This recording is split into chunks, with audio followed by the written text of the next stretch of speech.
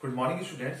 आज हमारी modern history की क्लास है। मॉडर्न हिस्ट्री की क्लास में जो महत्वपूर्ण क्वेश्चंस बने हैं एनटीपीसी एग्जाम में, आज वो क्वेश्चन हम लोग डिस्कस करने वाले हैं। तो मॉडर्न हिस्ट्री में हम आपको बताएं, सबसे पहले हमारे यहाँ पुर्तगाली गवर्नर जो थे ये लोग आए थे। तो सबसे पहले वास्को डिगामा हमारे यहाँ आए थे भारत में व्यापार करने के उद्देश्य से, और इन्होंने यहाँ पर मसाले के व्यापार को शुरू किया था। मसाले यहां से ले जाते थे यूरोप और उनसे ऊंची दरों पे बेचते थे। उस समय जो पहले पुर्तगाली गवर्नर थे वो फ्रांसिस्को डी अल्मेडा थे। 1498 में वास्को डिगामा भारत आए थे और काली कट के तट पर वो उतरे थे। इसके बाद दूसरे पुर्तगाली गवर्नर हुए अल्बुकर्क जो थे आपके अल्फांसो डी अल्बुकर्क, इनका शासन था और इन्होंने 1510 में बीजापुर के सुल्तान आदिल शाह से बीजापुर छीन लिया था, क्योंकि ये बियर बहुत पीते थे और बियर के चक्कर में पूरे गोवा पे इन्होंने कब्जा किया था। इसके बाद डच लोगों का शासन हुआ।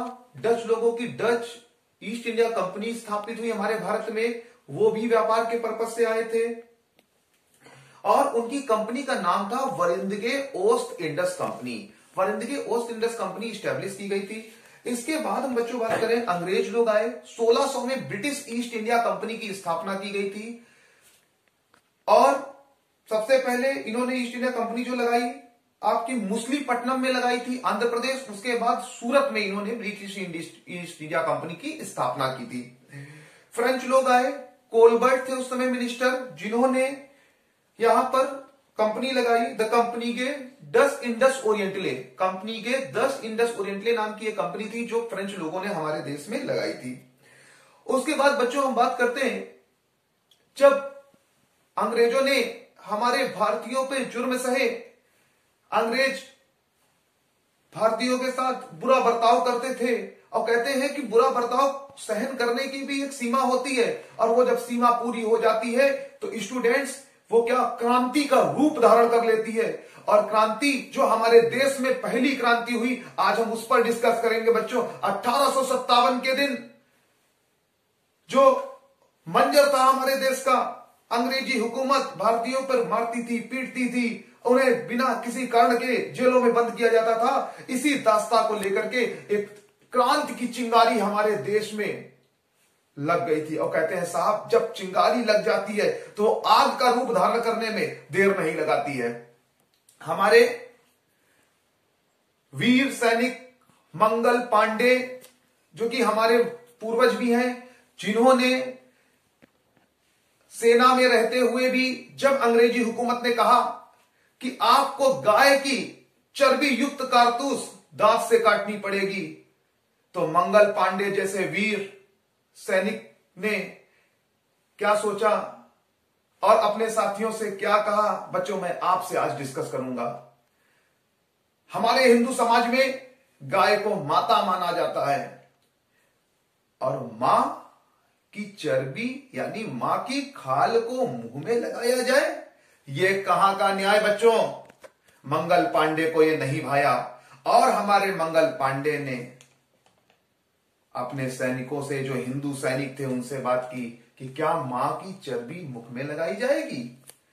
सैनिकों में विद्रोह हो गया। बहादुर शाह जफर के नेतृत्व में दिल्ली में एक बैठक की गई। बहादुर शाह जफर उस समय दिल्ली के मुगल बादशाह थे और वो बूढ़े थे, तो उन्होंने कहा कि मैं नेतृत्व कर सकता हूं और आप लोग लड़िए। बहादुर शाह जफर के नेतृत्व में दिल्ली में क्रांति का बिगुल बज गया बच्चों। इस प्रकार बात करें हम लोग, सैनिक तैयार थे मोर्चा संभालने के लिए, अंग्रेजी हुकूमत से दो दो हाथ करने के लिए सैनिक तैयार थे हमारे।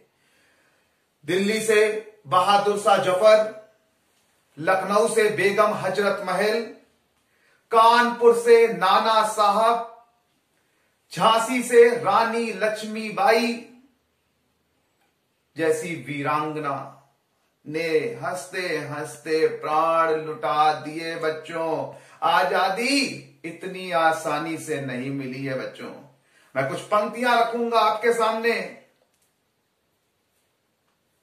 चमक उठी सन 57 में वो तलवार पुरानी थी, बूढ़े भारत में भी आई फिर से नई जवानी थी, गुमी हुई आजादी की कीमत हमने पहचानी थी, दूर फिरंगी को करने की सबने मन में ठानी थी, खूब लड़ी मर्दानी वो तो झांसी वाली रानी थी, बुंदेले हर बोलो के मुंह हमने सुनी कहानी थी, कानपुर के नाना की मुंह बोली बहन छबीली थी, लक्ष्मीबाई नाम पिता की वो संतान अकेली थी, पर्ची बाण कृपाल कटारी उसकी यही सहेली थी, खूब लड़ी मर्दानी वो तो झांसी वाली रानी थी, हुई वीरता की वैभव के साथ सगाई झांसी में, ब्याह हुआ रानी बन आई लक्ष्मी भाई झांसी में, बुंदेले हर बोलो के मुंह हमने सुनी कहानी थी, खूब लड़ी मर्दानी वो तो झांसी वाली रानी थी। मैं अपनी पंक्तियों के माध्यम से हमारे कानपुर की वीरांगना लक्ष्मीबाई को स्मरण करता हूं। लक्ष्मीबाई ने जो प्राण निछावर किए वो बलिदान व्यर्थ नहीं जाएगा बच्चों।